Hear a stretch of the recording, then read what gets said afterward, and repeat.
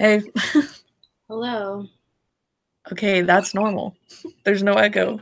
Right.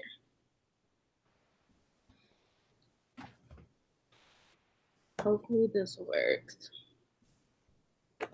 Hey guys. Hey.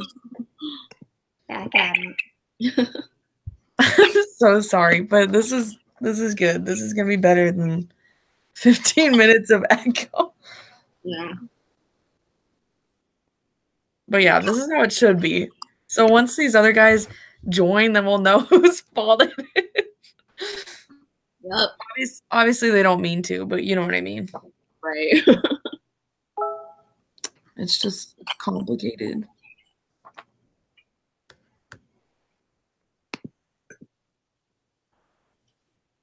Boys, where you at? I'm gonna eat my dinner while we wait, so don't mind me. Totally fine.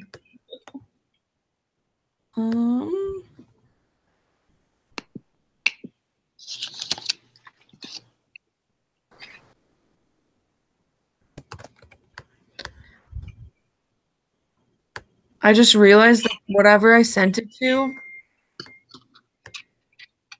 like there's multiple chats in this thing. Somebody needs to be added back, it looks like. Mark. Why did he leave? I don't know. Whoops. I have no idea. Okay, so who do I need to add? Hey. Hey. Okay. Does that sound okay? Yes. So far, so good.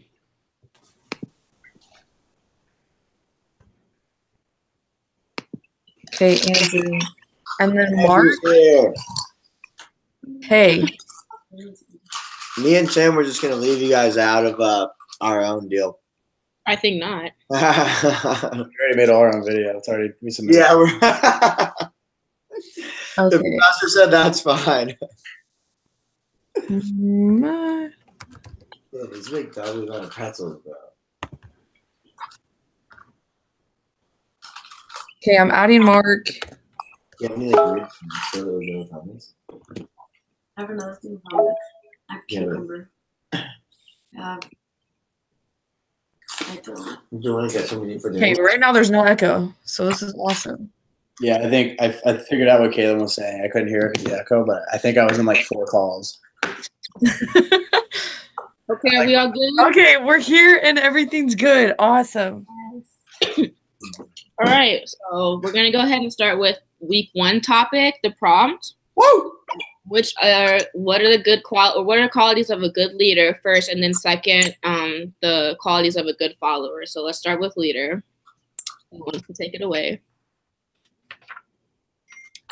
Great. So I think I responded to somebody's discussion post about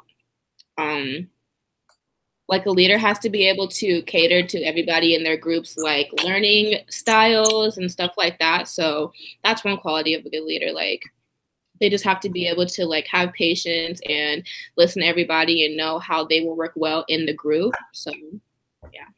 Yeah, I think like one of the things that I responded on one of the discussion boards was like a good leader should be able to like recognize people's strengths and weaknesses and like be able to work with them, like be able to understand like weaknesses and then like allow the rest of the group or themselves to like pick up maybe those weaknesses and then allow that person's strengths to like come out and like like make that kind of their what they're doing well, and then their weaknesses like you can find other ways to like try to cover that up or try to like work with that. Yeah, that's true. Yeah, one of the things I kind of talked about in like the lecture is like being able to observe like different emotions from like I guess their subordinates, but and just like learning how to I guess adapt to different kinds of people, things like that. My thing was communication. I guess as a leader, one of the most important things is being able to communicate with followers. I may have gone too far, but when I said in my discussion, I said that communication can pretty much solve any issue you ever have. And like looking back on it, maybe not, but a lot of them. But definitely for a leader, if they're able to speak to people or at least talk to them, they can get a lot done. Yeah, communication can definitely acknowledge, you know, any problem or anything, you know. So I guess that would be the first step to solving it. But yeah. Going with what Tim said, the communication part of things. The part I took away most from chapter 1, though, was like the good leader is not always the manager. You know, that whole manager versus leadership thing. And I think kind of going off what Tim was saying, just the communication is, you know, I've seen different managers or leaders, you know, not communicate well. So, I mean, at the end of the day, I think the communication is the key. So does anybody have like an example of like what they've seen as bad leadership, like in their experience? Okay, I have one. I don't want to like get super specific just because I don't think I need to, but I think a lot of times people see leaders as people that are charismatic or super positive. They can talk in front of a large crowd, like kind of like that. But when you really get down to it, I've had leaders that they do like to the public, they seem super engaged, like super ready to do whatever.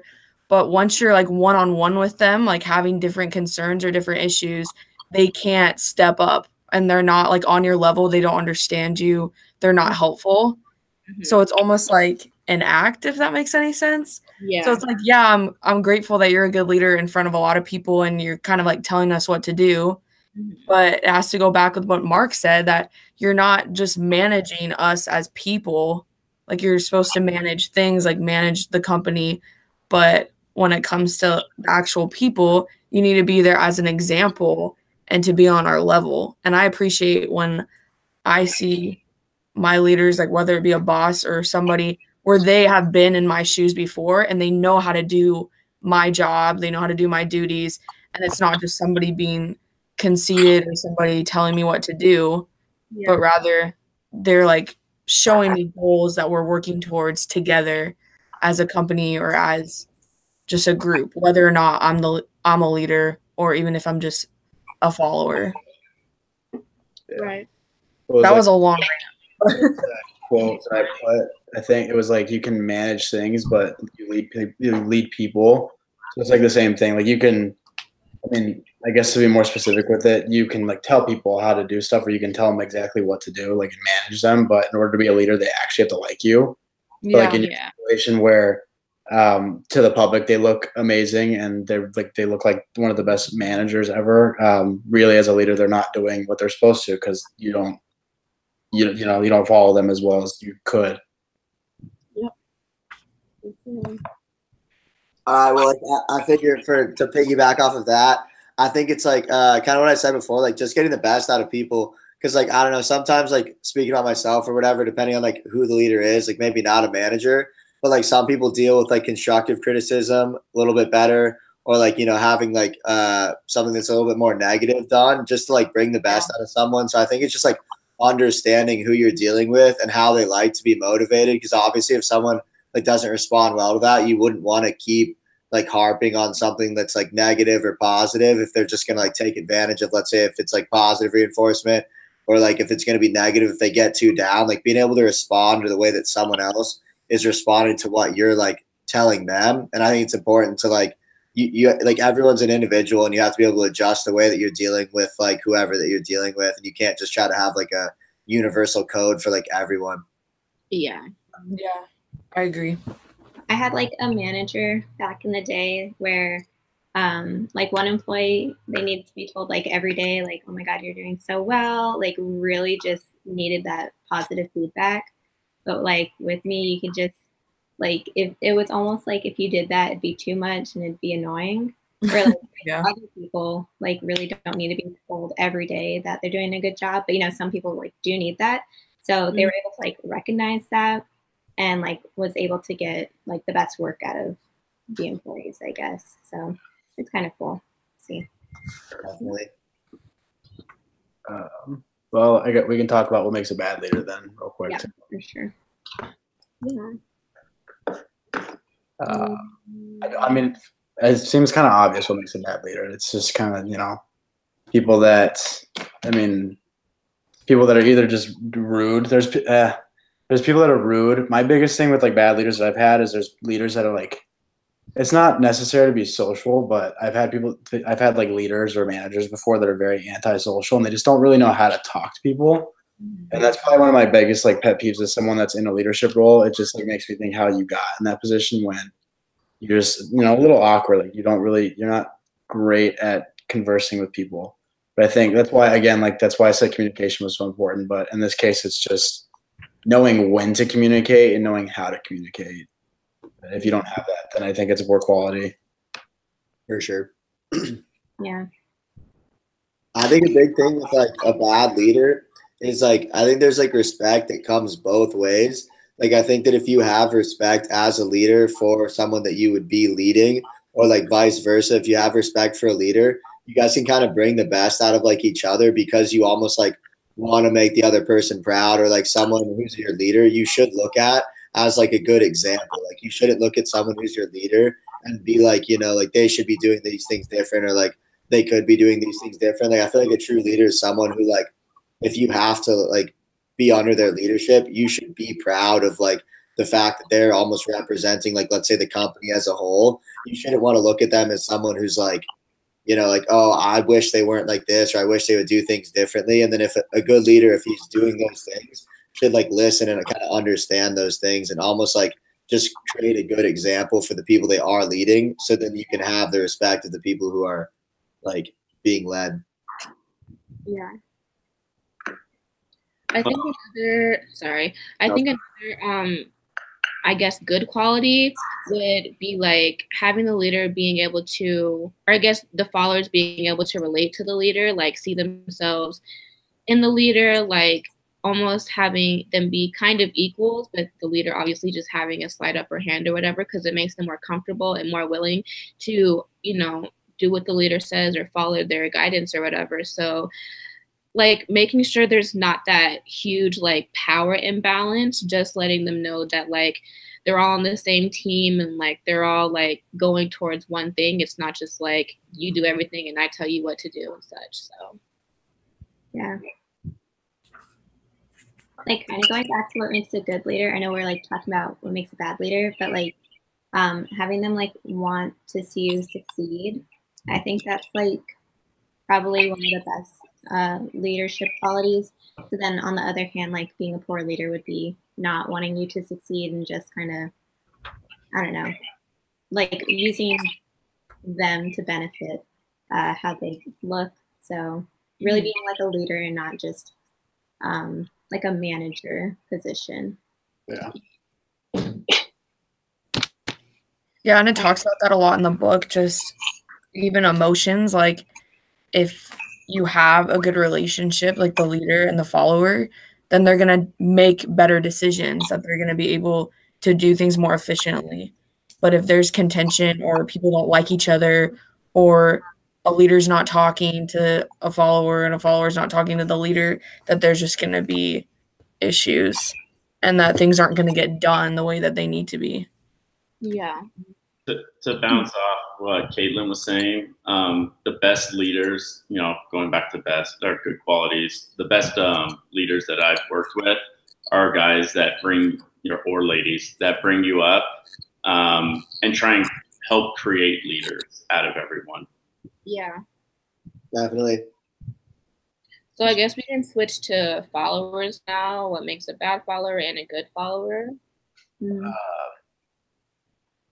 I think like the biggest thing for being a follower is just participation, Yeah, just simply the act of not following. And then another component, I guess, would be like respect. If you don't respect the leader, then like there's going to be like no good flow through the whole like process or whatever. So I think respect is a big deal.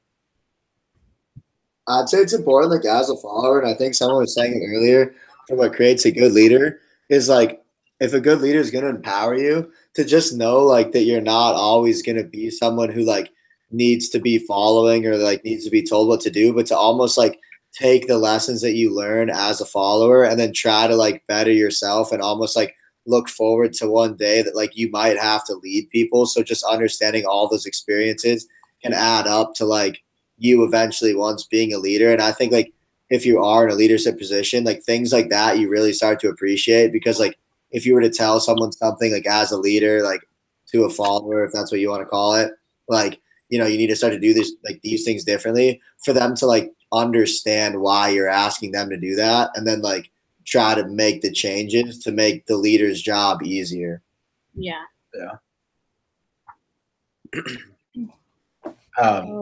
Well, it's like, I'm totally blanking now. Oh yeah, going off what you said, like where you make the leader, like I think being a good follower kind of starts with having a good leader, because really, I mean, I don't want to follow anybody that's not good. It really is one of those things where it's like a cycle where I think in order to have good followership, you got to be able to. I can't remember what it's called. It's one of the followership styles in the book. It was maybe I have it on my thing because I wrote for it for the discussion. It was like where you just do whatever for. It's called exemplary. So if you do like exemplary followership, it's where you're just like you go out of your way to do something for your leader, just because not only are they a good leader, but you're just just a good employee or a good person in general. So you just do stuff out of like the kindness of your own heart, or it's automatically like motivated. Whereas like some of the other positions in followership where you actually have to be motivated. It's like, I mean, really, I think it's situational between the type of follower you are. You just have to be paired up with a leader that I guess exists with the type of leadership or the type of follower you are. Yeah, that makes sense. Yeah, because I wouldn't want to be a follower that just blindly follows. Yeah. And I want to still be respected and be able to have opportunities to share my opinion and what I think is best for everybody, but to still have that like mutual respect for each other, so that when it comes down to it, like my leader can make the final decision, and that I feel like I was able to talk to them about things and that I want that final decision with them, if that makes any sense. Definitely. In the book, it talked a little bit about Trump, and I don't care what anyone's political feelings are, but I think a lot of them kind of have that blind following, for Trump, that no matter what he does, like he, for whatever reason, his leadership style is gain this followership that just blindly supports him, like no matter what. Mm-hmm. And I know that it talked about activists, loyal supporters. Activist was the word, but engaged followers or activists, and that's kind of how it described kind of Trump followers and even Bernie followers a little bit. That like reminds me, I was on Facebook the other day. I like rarely use Facebook, but there was like that's like one of the best things to go off of is like social media for people that follow stuff, just to follow it. There was like some like shared picture of like a Seahawks player like burning a flag in the locker room or something. And it was like the most obvious Photoshop picture I've ever seen in my life, but people were like passing it around like, oh my God, I can't believe they did this. Yeah. I was like, are you kidding me? Like I don't care what side you're on this. Like that's a clear Photoshop picture. Like stop spreading it. I think like especially with social media now, you can definitely see like the type of following where it's more of like a cult following and different. I mean, depending on what you believe in, but it's like being a follower is just as important as being a leader, because you feed off of the leader's energy and you make it even worse sometimes. Yeah. Like you should be like a critical thinker regardless of what side you're on. Like you should be able to take things in your own mind and be like, let's think critically about why or like what is happening. So if nobody has anything else to say about week 1, we can go ahead and switch over to week 2. Okay. Yeah. Does anyone like, so who's ever running the thing? Is there like a timer on how long? Like, was that like over 15 minutes? It was. I stopped it at 12, but it was. Yeah. Do you guys want to just do one long video, or do you want to split it up for? I'm reading the prompt right now, and the what qualities make a good leader and what qualities make for a poor leader, that was chapter 1 and 2. Yeah, so this is like week 1 and week 2. Oh, okay, I understand what you're saying now. We added stuff to it because we got confused, but I think it was perfect. And then, yeah, so whatever y'all want to do, if we want to end this one and do another one, or if we just want to keep going to go to week 2 with the chapters 3 and 4. If we do one video, just give her like a timestamp of when the next discussion started. Oh, okay. That way the time you have to like skip through everything. Yeah. All right, so we're gonna go ahead to week 2. Yes. Yep. So week 2 is which leadership style made the most sense. Was that the correct prompt on that one? If anybody else checked. Yeah, it was. Yeah, something about which leadership made the most sense to you and why, pretty much. Yeah. So that was like the situational one, right? Like that was one of the options. Yeah, like I don't have my book in front of me, so I don't know. I think it was, because that sounds familiar. It was like situational was, I was like, there were like a bunch of theories. It was something like, No, I'm looking at the book right now, and it's like a situational approach, functional skills approach, relational. That was at least under the traits approach to leadership. yeah, that sounds right. I thought it was like the democracy one and the Oh yeah, the laissez-faire one. Yeah. I mean, as long as I thought it was just the theories, because it was. I don't know. Actually, I don't know. I don't know this prompt. okay, so the prompt says, as this week's readings and lectures focused on the various approaches to studying leadership, please discuss with your group which perspective or approach made the most sense to you. And considering the approaches and theories presented, think about your own beliefs about leadership and how leaders can motivate followers to achieve goals. I'm pretty sure it's all of them, because they're just whatever, like for my the theory Yeah. was the relational theory or relational leadership. Just because, like, going off of what we said in the last discussion, it's just, I think the most important thing is having a good relationship with a leader. So, like, in that sense of studying it, where where leadership is based, like, solely off of the relationship between leader and follower, I think the study of that is important because, like I said, I don't want to follow somebody that's not, that I don't have a good relationship with. Like, if I hate my boss at work, I'm probably not going to work there very long. Or if if I have a president that I don't like, I'm probably not going to vote for him again. But just like in that, like the relationship, I think is the most important part of like the other ones, like situational, that makes sense. But like for me personally, because of my beliefs, I think the relationship aspect of it is most important. Yeah. I'd have to agree with Tim just on the fact of I think that when you have a good relationship like that, you're willing to kind of go let's call the extra yard or whatever for someone. And I think being able to bring that out of someone who's like a follower, if you're leading someone, is so important. You shouldn't really I don't know, there's certain things that I think Tim was saying it earlier, out of the goodness of your heart. If you can bring that quality out of people who are following you, I think that's leadership at its finest, where it's you almost set someone on the right path, and then kind of have the trust in them and they have the trust in you that they're going to be able to make the right decisions. And you've given them enough leadership up to that point where when they have to make a decision, that you guys are both comfortable in your relationship, that they're going to do what's expected of them and what they would expect of you. And it's just almost a partnership at that point, not a leader and a follower.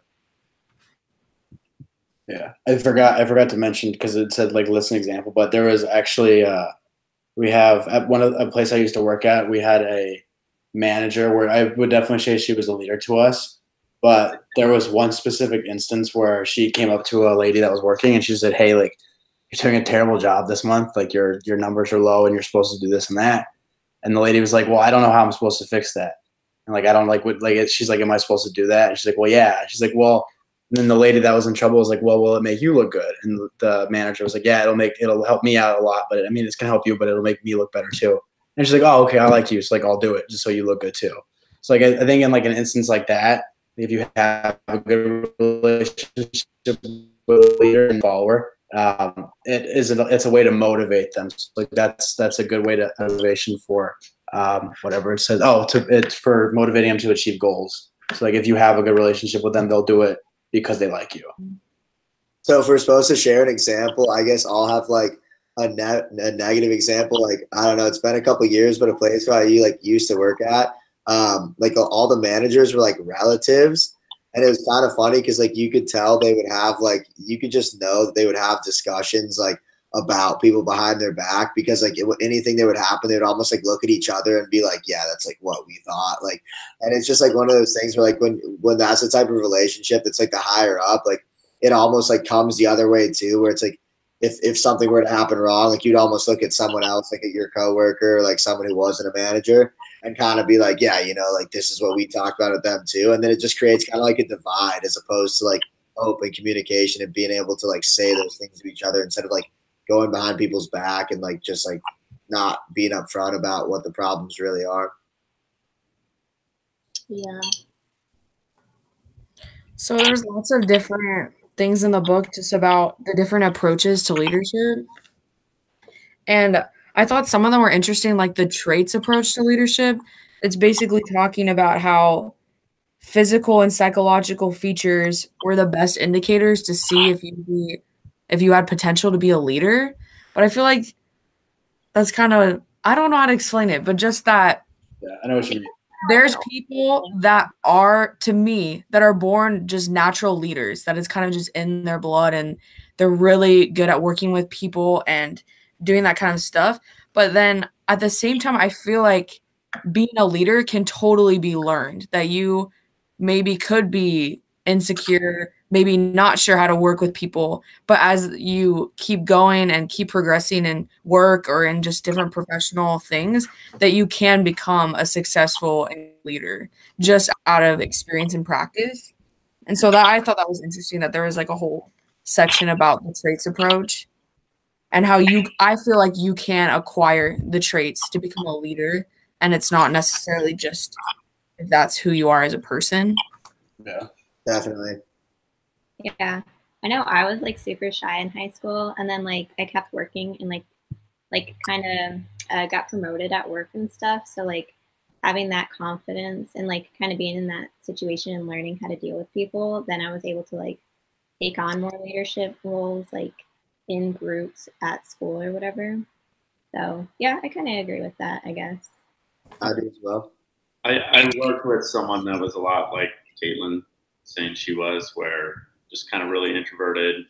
No one ever saw as a leader because he was just in the back of the room, and he always, you know, did good work. But at the end of the day, he just wasn't the guy leading the group. He didn't have like the look of a leader.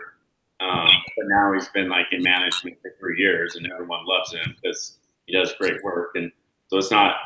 He's still not like a great talker in front of the room or, you know, a motivator, but he has like other qualities that have made him a good leader that people, you know, buy into and follow him. Yeah. Like one of the other, what is it, like leadership styles or situations, I guess, is like the situational approach. And I feel like that's also relevant. That's probably the one I like kind of looked at the most, was like, because I'll take on leadership roles in certain situations, but then if like I'm not into it, I'll let someone else do it. So I think it's just kind of like, oh, I know a lot about this topic, I can totally handle this project. So I really think like it kind of depends, you know. I think that's my kind of at least the approach that I've been most accustomed to in my life, or the way that the jobs I've worked is how the leadership's been a lot.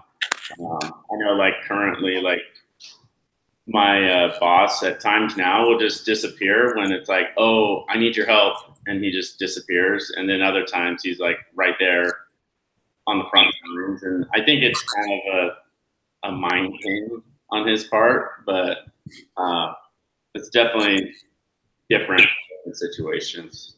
Yeah, I think, well, with the situational one, because there's like I can't remember, it was like certain parts of it where it was like styles, like you were either like a director, a coach, or something like that. But what was nice about like a situational approach or studying like that is that the styles are something you can learn. So like I think it was Mark said that someone wasn't, you know, they were shy at first and then they got the experience. But I think that's what's nice about the situational styles, is that there's something you're not just born with. Like Alec was saying, you can just, you know, you naturally have it, but you can learn to be a leader. Like you can over time, you know, build strong relationships and be a little bit more extroverted. But that's what's nice about the situationals. It's not necessarily something you were born with. It's something you can kind of learn. what Tim was talking about. So it's directive leadership, supportive leadership, participative leadership, and achievement oriented leadership. That's what. Yeah. And also, we've been talking about. I didn't even see this one, but the one that we've been talking about is the skills approach to leadership. It's on page 90, just because it's saying like that these skills can be developed. Yeah. And so it has like different. Yeah. So I didn't mean to.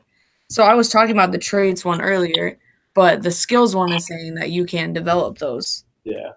But yeah, it just depends. Like I said earlier, like it depends on the followers and leaders you have. Like everyone's different. So like for these specific ones we've listed are just what would work best for us, but they're all definitely something people can take advantage of. Yeah. Yeah, and I don't remember if it was in like one of the lectures or in the textbooks, but she kind of touched on like the different roles within the group. Like there's like the gatekeeper, like the encourager one. And I think that kind of switches like depending on who's in your group. Like there's obviously sometimes you're going to be the most energetic one, and then sometimes you're going to be like with a bunch of like extroverts. But it just kind of depends. I think like there's so many variables in every situation. So it's just so like dynamic group thing. Yeah. Was that what else? Do we have anything else to talk about, or is it just examples and stuff? Well, I guess we can do like a brief. We can do like a brief like answer of how leaders can motivate. Yeah. So how leaders can motivate followers to achieve goals. So maybe like, what do you guys like to see? Like, what makes you guys motivated? I think it's like important, like if you're gonna have an incentive based like leadership style that just like letting people understand that's what it is. But if it's not one of those things, just like kind of the acknowledgement. Like I think it was in like one of the classes that I had maybe last year, and then like it was like a saying that kind of stuck with me, and it was like always like acknowledge publicly, but like correct privately. And it's kind of one of those things where like depending on like obviously the type of person you are, like if someone does like good work or something, let's say you're like in a group setting, like it is nice. Like if you spend a lot of hard work to just have someone kind of be like, hey, you know, we appreciate that. Like we know that like what you've done and it was a good job and it was just like that. And even if it's not one of those things where you get like all giddy and you're like, I feel great. Maybe the person thinks back on the next time they get like performed a task and it's like, you know what, I worked really hard last time and it was acknowledged and you could tell that they were like proud of it. They'll carry more with it. And then like as opposed to like if you're gonna mess up or something and kind of have it be one of those things, it's like you don't exactly want to get called out in front of like all your coworkers and the management and everything like that. And it's just like those simple things where it's like the next time that maybe you're asked to do a little bit extra that you're like, you know, the last time like they totally went out of their way to be like, dude, how much I appreciate that and showed how much it meant to them for you to do that little bit of extra work or just something like that. And it's like those little things can really carry a lot of weight like in the long run because then it's like maybe you need something that's a little bit extra or like whatever it is to ask like in return. And the person can look back on something like that and be like, you know what? Yeah, you did this for me. You went out of your way and you did a good job. And it meant a lot to me. So like, that'd be my example, I guess. Or yeah, I want to see positive reinforcement from my leader. And the other thing is just, I want to see that my leader is passionate about what's going on. Cause that definitely like rubs off on me that if they're excited and they have faith in us or think that we can accomplish it, like I believe it too. And so just like having that leader to look to as an example. Yeah, I was gonna say that's mine. It's definitely someone that leads by example. Because I've had a boss before that would every week it was like this most like a passive aggressive email. It's like everybody make sure you do this, this, and this, and then she'd be doing the exact opposite. I'm like, okay, like that like just you know it bugs me. So oh yeah, that's the one. I think the best way to motivate me is to make sure that I see that you're doing it too, and not just passing the work along to somebody else. Yes, that's I would say definitely leading by example is like the most motivating to me. Definitely, I agree with that. With what Tim's saying, I was just gonna say like when like bosses and managers are in the trenches with me, that's when I feel like I'm most motivated, you know, by my job. Yeah. For sure. Well, I think unless we have anything else to add, I think we're good. Yeah, I think we're good. Awesome. It was nice to meet everyone over video. I look forward to doing it again. Hopefully it'll be more smooth setting it up next time. Yeah, it'll be way better next time. Or I mean the setting up. You guys all do your interview proposal? Oh yeah, we need to do that. I need to. Oh yeah, thanks for letting me. Yeah, I'm gonna hit that on. See when we get off. Yeah. Cool. Okay, perfect. I will send you guys the link, okay? All right. Got it uploads. Thank you. Bye everybody. Have a good weekend.